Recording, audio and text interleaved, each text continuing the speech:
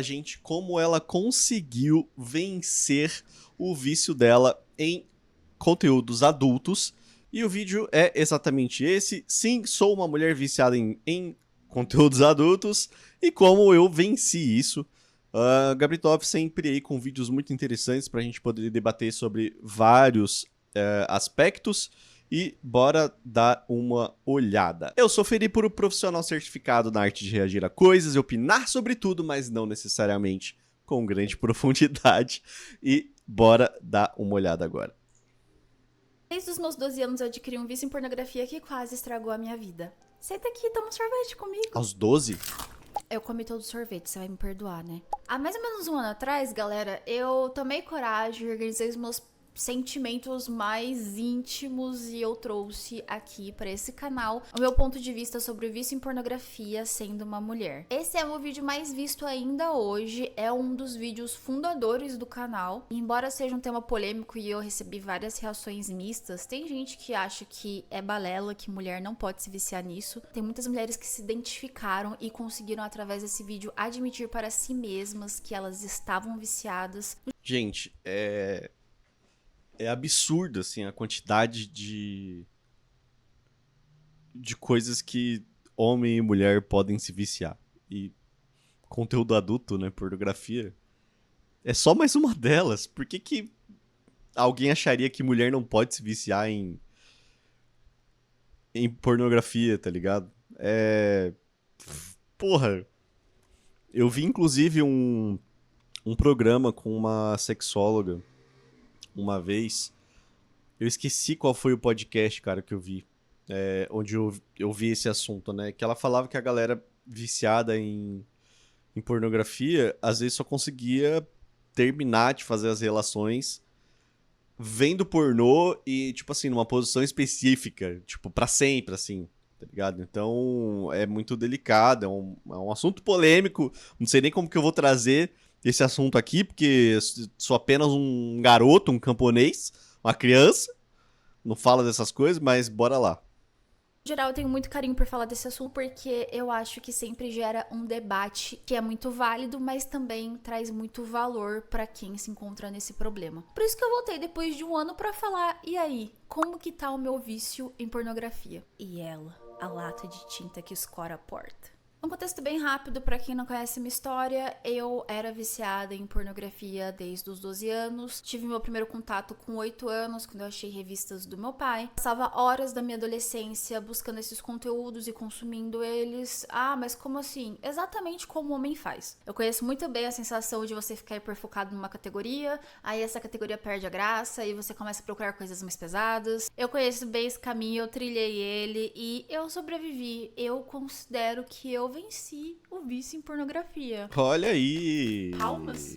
Embora o vídeo tenha surgido há um ano atrás, o meu processo já é de uns 2 anos, então não foi rápido, não. Tem toda uma playlist disso aqui no canal. Se eu fosse você, eu veria rapidinho. Você maratona esses vídeos em, sei lá, 1 hora. E o método que eu usei foi o dopamina da doutora Anna Lembke. Se você tem problemas com isso, vale a pena pesquisar esse método. Eu acho ele o melhor. E tem aquela fase do método dopamine em que você entra na abstinência e a abstinência foi uma coisa maluca, porque assim, você não vai perceber o quanto você tá habituado até você tentar cortar. Talvez você seja uma pessoa bem autoconsciente e já tenha notado que você exagera, que isso não é natural, mas eu não tinha notado. Pra mim, era a mesma sensação de entrar num feed do Instagram.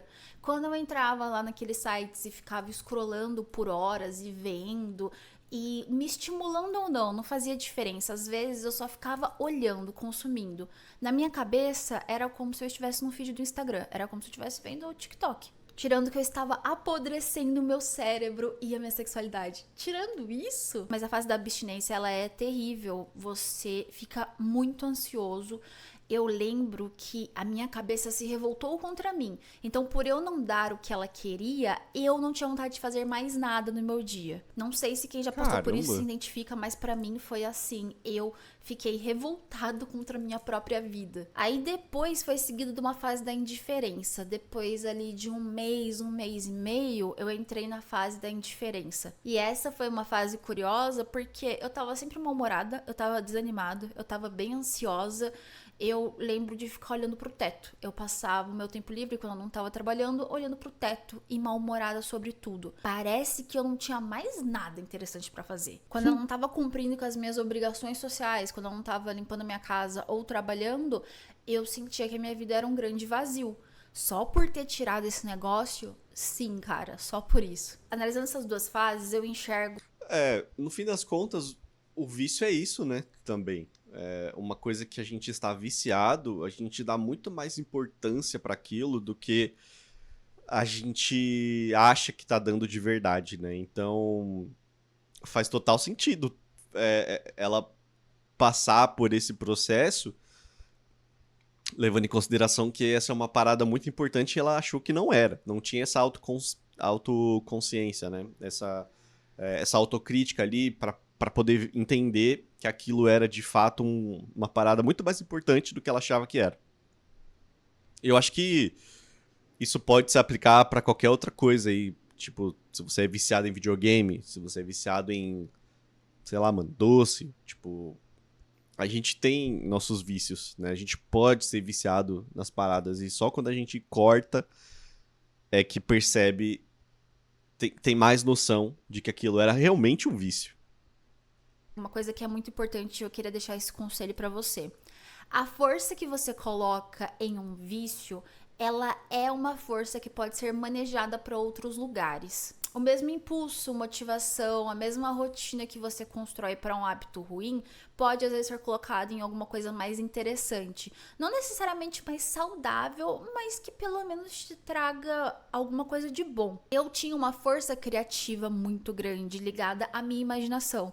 E ao invés de eu colocar isso em um produto, eu produzir algo, eu mudar a minha vida, eu ficava vendo outras pessoas pimbando. Por quê? Porque em um momento muito difícil da minha vida, do meu crescimento, era só isso que eu podia fazer pra me divertir.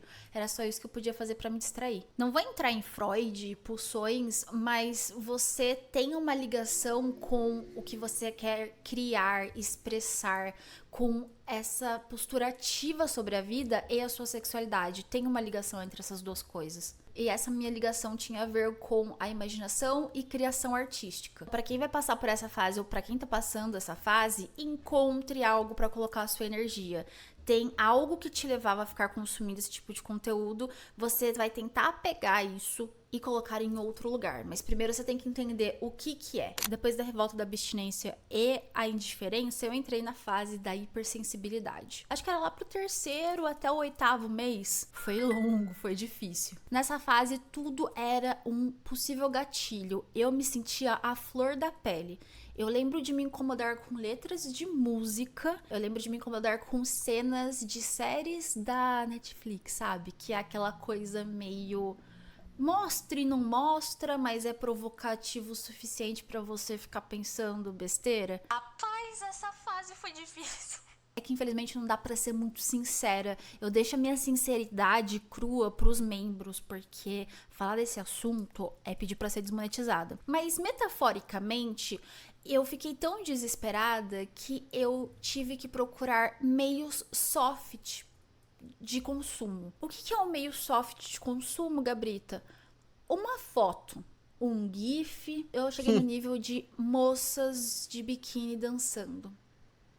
Foi nessa fase que as recaídas começaram, só que aqui eu quero desmontar o conceito de recaída, porque é o seguinte, é impossível que você vá viver o resto da sua vida sem consumir esse tipo de conteúdo de novo. Você não vai ser viciado nele, você tá tentando controlar os seus impulsos e o seu nível de exposição. Mas, meu amigo, é utopia você achar que você nunca mais vai ver um vídeo com conteúdo adulto até o final da sua vida. Até é uma inocência, né? Achar que a gente não vai topar com isso. Cara, até no Twitter, assim, tipo, O Twitter é o pior. É tipo assim, o Twitter é um lixo, né? Mas. Pra ver notícias, assim, pra ver fofoca premium, né, mano? No fim das contas é isso. Pra ver fofoca é o melhor lugar. Ainda assim, você vai topar no Twitter, por exemplo, com uma parada dessa. No Instagram, eventualmente, do nada cai lá, mano. Se o conteúdo que você mais gosta é de carro, eu, por exemplo, estou com hiperfoco em conteúdos de carro, tá ligado? Mas, eventualmente, mano, do nada vem uma pessoa dançando meio seminua, tá ligado? Tipo, é impossível tu não ter nenhum contato com nenhum conteúdo. Nem o conteúdo pesado, que provavelmente vai ter no Twitter ali, ou um soft, né? Que aí vai ter, sei lá, no Instagram, TikTok, enfim. Não coloque isso como meta porque não é alcançável e você vai se frustrar. Então, eu vou chamar de recaída, mas na verdade essa foi a minha primeira reexposição. Existe essa palavra? Acho que não. Foi a primeira vez que eu me expus novamente a esse objeto de compulsão. Eu fiz dessa forma soft, então eu não fui atrás do negócio como eu costumava. Eu sinto que nessa fase do a flor da pele, da hipersensibilidade, eu tava tão preocupada em perder o controle de novo que eu comecei a me moralizar muito. Então eu ficava, não pode, não, é errado. Não, olha, porque você tá se redescobrindo espiritualmente, isso vai acabar com a sua conexão com Deus. Deus não vai gostar de você se você fizer isso. Respira comigo, meu bem. Você precisa superar essa fase. Você vai passar por ela. Tá? Eu acho que é o medo de perder o controle de novo, mas não é bom ficar nessa fase muito tempo, porque você não tem que ficar colocando certo, errado, pecado, virtude, e Deus vai perdoar e Deus não vai, e você vai queimar no inferno e não vai. Isso vai te deixar muito pressionado. Você tem que enxergar isso como um caminho. Você vai tropeçar nesse caminho. Você É vai um processo, né? Acho que é isso. Tudo na nossa vida é um processo. E pode ser.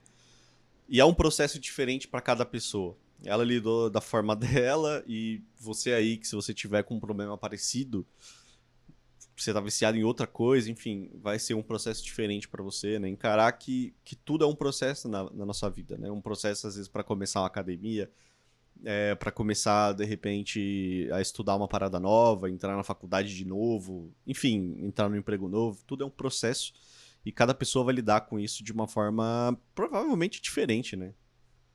às vezes entrar na trilha errada. Você vai, ao invés de ir pra direita, você vai pra esquerda. Lula, é você aqui? Então pega isso que a sua cabeça está tentando colocar pra você, que é uma bússola, é um norteador, e leve com carinho também, porque não adianta você ficar se odiando, não adianta você escrever num quadro, isso é certo, isso é errado. Você vai errar, você vai ter que lidar com o seu erro. Então, eu diria que a minha primeira recaída foi nessa fase da hipersensibilidade, mas ela passa. E aí veio a melhor fase, a melhor de todas. Vamos chamar de fase da gnose. Forcei a barra. Eu não sei exatamente quando começou, mas é a que marcou, eu acho, o meu sentimento de estar superando de verdade.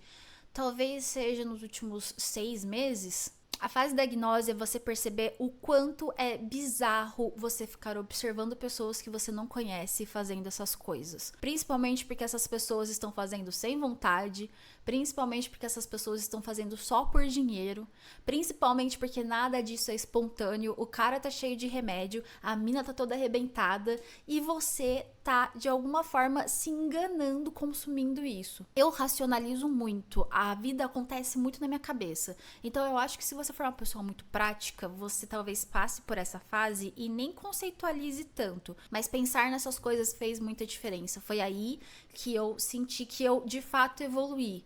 Que eu não tava com medo de perder o controle, ai, porque é certo, porque é errado. Eu simplesmente consegui olhar e racionalizar que aquilo não fazia sentido. E essa é a melhor parte. Eu desejo isso pra todo mundo que enfrenta algum vício. A melhor parte é quando você consegue racionalizar. Então você pegou aquela compulsão, você pegou aquilo que tava fora do seu controle e agora a sua cabeça tá mandando naquilo. Eu já falei disso em outro vídeo aqui do canal, aquele das... E a parte mais difícil, né? É justamente, eu acho que é quase como a cerejinha do bolo de você conseguir tratar esse tipo de coisa, né?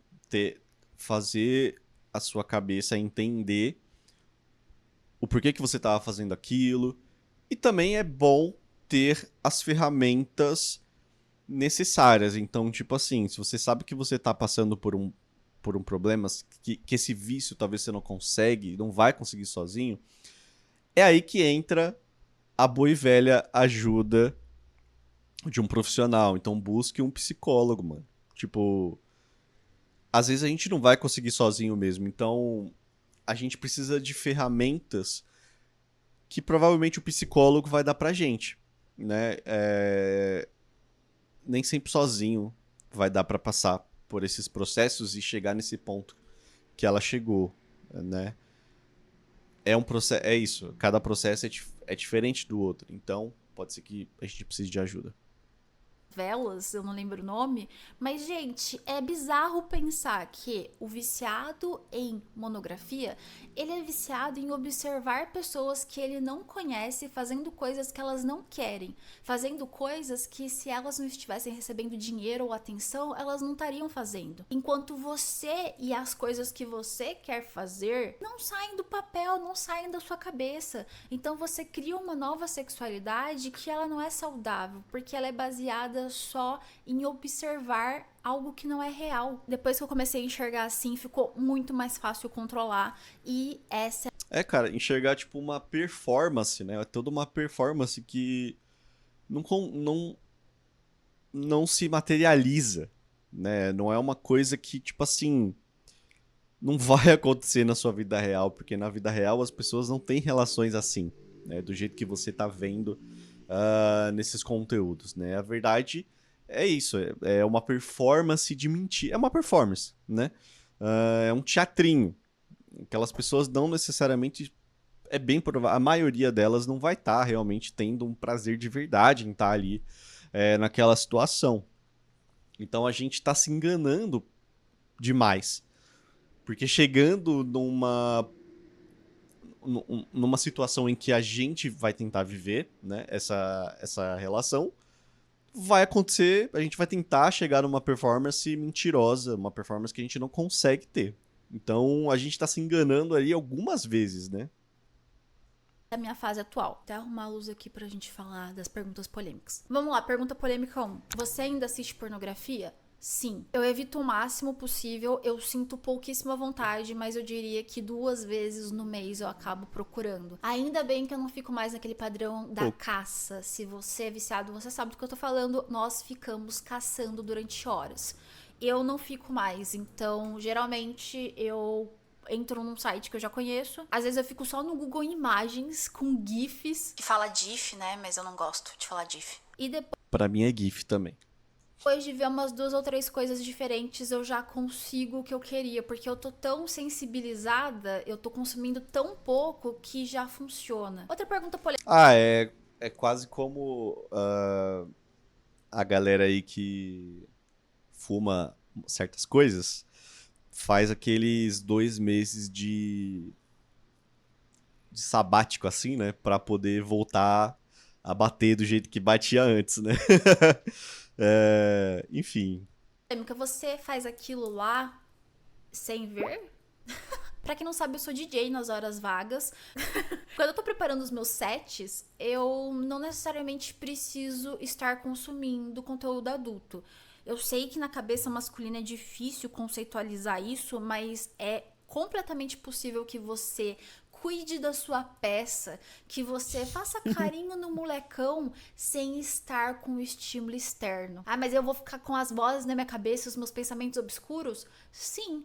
E você vai descobrir que é ali que tá as coisas reais, é ali que tá o que você gosta de verdade, é ali que tá o que você imagina. Ser viciado nesse tipo de conteúdo acaba corrompendo, manchando, misturando muito as coisas. De repente você tá vendo um vídeo de coisa que você nem acha que é excitante. E por falar em vídeo que é muito excitante, dá um gostei aqui neste vídeo, se inscreve no meu canal, caso você não tenha sido inscrito ainda, para ver aí as nossas reflexões super profundas. E bora continuar. Dá um joinha aqui e se inscreve lá. Se inscreve aqui. Você quer sair desse vício, você vai ter que aprender a produzir as suas obras de arte, a chacoalhar o todinho sem estar assistindo ninguém pimbando, fingindo que tá gostando. Principalmente porque homens fazem isso numa frequência maior do que mulheres, né? Eu não posso falar, então eu vou deixar por escrito. Pense nisso. Você tem que ser dono É da isso. sua, não outra pessoa, não uma indústria. É o seu corpo, é você se descobrindo, você tem que ser dono do processo. Inclusive, eu acho que isso melhora o próprio processo porque você não sai com aquela impressão de culpa, de sujidade. Não só numa questão moral, porque eu não tinha isso na época que eu tava bem viciada, mas você sabe que você tá exagerando, você sabe que aquilo não é orgânico, você sabe que você tá se colocando numa posição meio submissa. A mesma sensação de quando você exagera bebendo, por exemplo. Aí tá tudo muito divertido até que você começa com vontade de vomitar e tudo começa a girar e você cai na rua e passa vergonha. Outra pergunta polêmica. Gabrita, você tá no relacionamento? Sim. Como que é a sua vida sexual sendo uma viciada nisso? Como que é? Você manda foto, você recebe foto, vocês vêm juntos? E como que é o bem bom? Tudo que entra numa questão de relacionamento tem que ser acordado entre os dois. Eu não considero mandar fotos desprovida de roupa para uma pessoa que você é íntima como estar acessando pornografia. Eu não vejo assim. Porque você conhece aquela pessoa, porque você já tocou ou já engajou em atividades românticas, sexuais com aquela pessoa. Não é um completo desconhecido fazendo coisas aleatórias que só querem liberar dopamina para que você fique consumindo cada vez mais. É uma relação, é a manutenção de uma relação. E como eu disse, é íntimo. Então, eu acho que a não ser que você esteja recebendo de 10, 15 garotas diferentes, e aí você vai ser uma sortuda, né? Como que você consegue isso? Ensina pra gente. Mas tirando essa possibilidade, eu acho que não. Eu não considero isso como uma mídia pornográfica. Porque no fundo é só mais um dos atos que você tem dentro de um relacionamento pra demonstrar interesse. Só que às vezes vocês não moram juntos, às vezes vocês moram longe um do outro, às vezes a vida de vocês é muito ocupada, e ao invés da pessoa ir até a sua casa e fazer isso, ela te manda uma foto. Se fosse 50 anos atrás, ela te ligaria e vocês ficariam, né? Agora, a vida sexual de um viciado em pornografia, isso renderia um vídeo só sobre o assunto. Você vai ter que reconstruir a sua visão de sexualidade. Tendo experiência ou não. Eu já fiz de verdade. Eu nunca fiz. Eu nunca nem perdi a minha virgindade. Sendo que for, você vai ter que readequar suas expectativas, você vai ter que se reacostumar com o estímulo real e das coisas diferentes, e dos ângulos mirabolantes, e das vozes, porque fala muito, porque grita, porque tem que ter uma emoção, tem que ter uma historinha, tem que ter um fetiche. Você vai ter que traduzir tudo isso para uma sexualidade que é real, que é mais simples, mas ela é mais orgânica também. E isso não é fácil. Isso talvez vá me tomar mais tempo, está me tomando mais tempo do que parar de consumir compulsivamente os conteúdos. Porque eu descobri que eu não sei fazer sem estar sob a influência. Eu descobri que, assim, não é que eu não sei fazer, mas que eu performava uma coisa que eu cresci assistindo. Eu não sinto que minha jornada sexual / afetiva, ela foi muito autêntica. Ela tava sob influência de algo que eu aprendi inconscientemente, porque foi a minha companhia. Parece dramático, mas a pornografia foi a minha companhia enquanto eu crescia. Foi onde eu vi o que adultos faziam, foi onde eu entendi o que homens consumiam, foi ali que eu entendi como nós éramos vistas, como o corpo feminino era visto, como ele era tratado. Então bagunçou bastante coisa, viu? Bastante coisa. Vídeo difícil, mas necessário, né? Obrigada por você que ficou até o final. Muito obrigada por você que tá aqui no canal desde esses vídeos antigos que eu... É muito bom. Agradeço também a você que viu esse vídeo aqui. Vai no canal dela, caso você não seja inscrito no canal dela. Se inscreve no canal dela. Dá um joinha no vídeo dela também. Eu já dei por aqui. E se inscreve no meu canal. Dá um gostei aqui nesse vídeo. E até o próximo.